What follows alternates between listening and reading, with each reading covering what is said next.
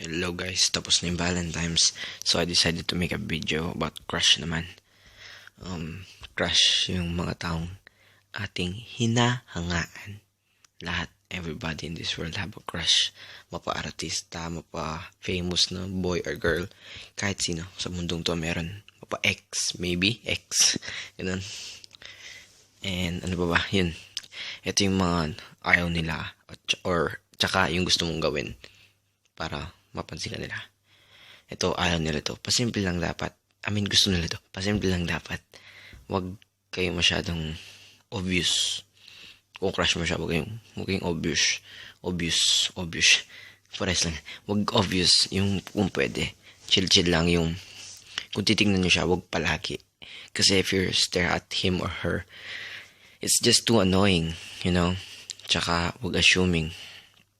Huwag tayong assuming na tayo na. Ganun. Yun, huwag mong pagkakalat. Kasi kung pagkakalat mo, tapos iinisin ka nila, lalo na.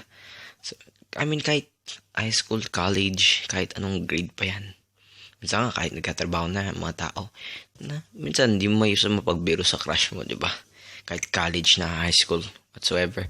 Yun, huwag mong pagkakalat. Tsaka kasi kung pagkakalat mo, may inis siya yung crush mo. So, pwede sa close friend mo lang sabihin.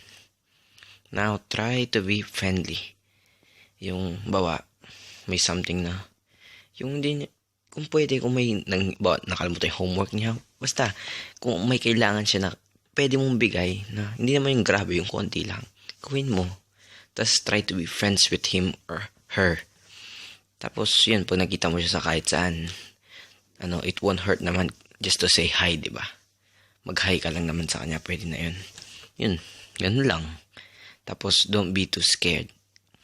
Yun, kung lagi kang takot, pag nakikita mo siya, natataranta ka, nagtatago ka, kinikilig ka, namumurit ka, ganun. Nako, trust me, hindi ka niya magugustuhan.